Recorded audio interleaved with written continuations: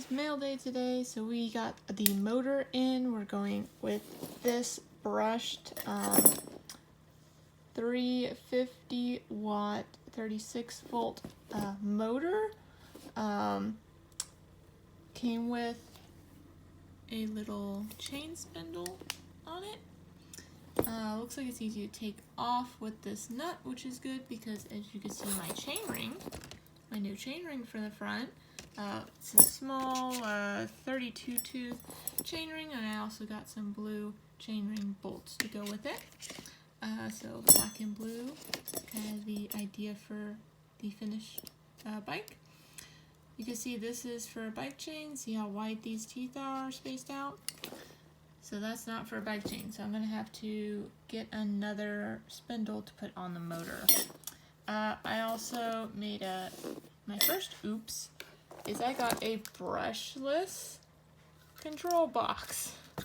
And so with the brushless motor, I believe it's this 5-wire plug, and then these 3 all go to the motor.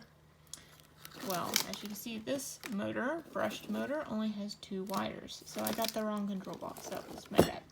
So I ordered a new one. I'm not going to return this one because it was only $14. I had to pay $4 to ship it back, so I only get like 10 bucks. So I'm just going to hold on to it, and maybe I'll use it for the next bike.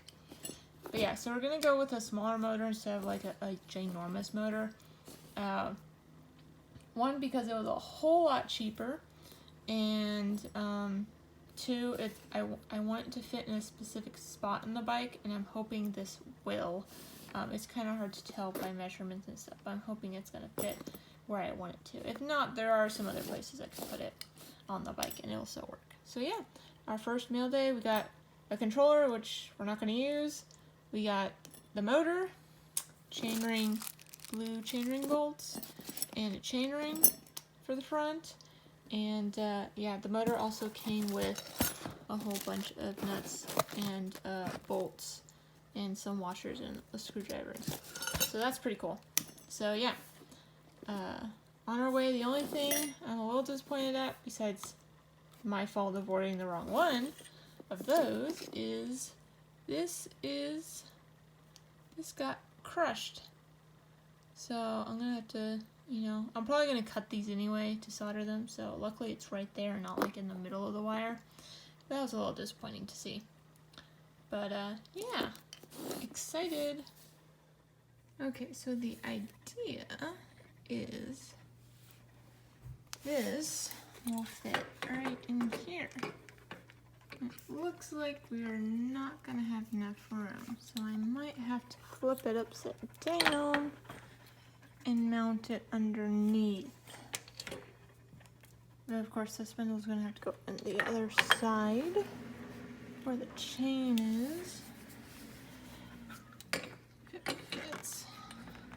And I do have a little bit of room here. I might be able to move it back, but it still touches, so that's probably not going to work, unfortunately. But it is narrow enough where it's not going to hit the pedals, and unfortunately I still have not fixed the derailleur, so I can't really move the pedals. But see, this is that side, and on this side, so we have plenty of clearance for the pedals here, so that's good. Unfortunately, just no clearance for the tire, so might mess with it. Maybe if I put the mount like this.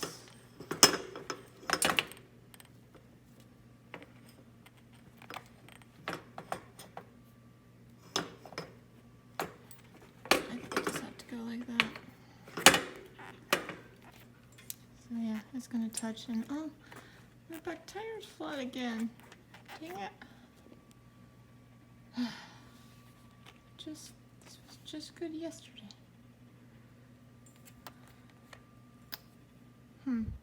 Alright guys, so we're outside, so we actually have some light. You guys can see. I actually got to mount the motor where I if you could notice why, because the previous section of the video you see there's not this much of a gap, but I have to have a smaller wheel. My dad had this crazy idea of putting a smaller wheel in the back. So I have a 26 in the front, which is what this bike is. It's a 26 inch.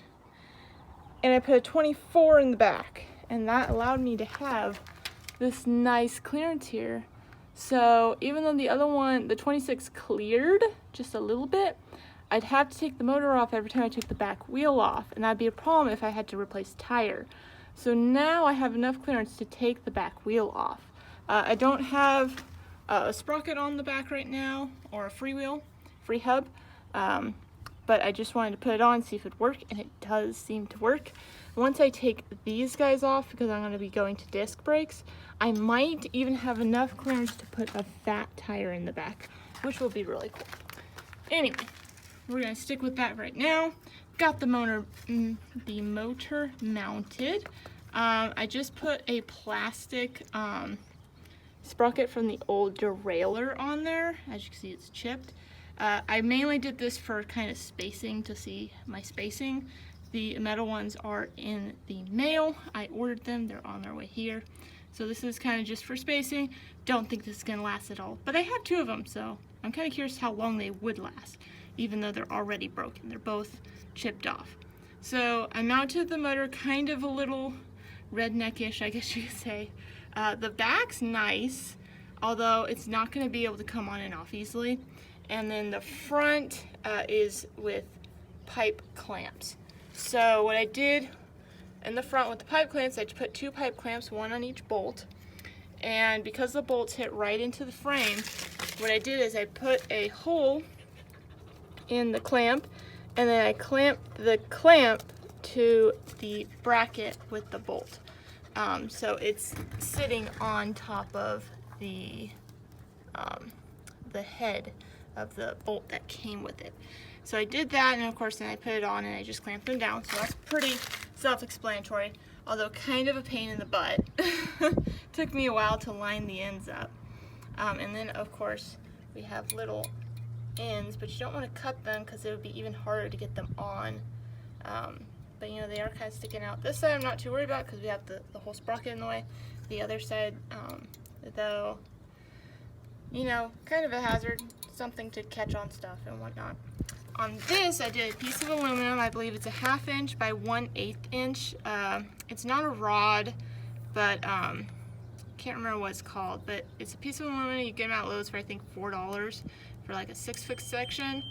What I did is I went ahead and drilled 2 holes for the bracket, and then I bent them both upward.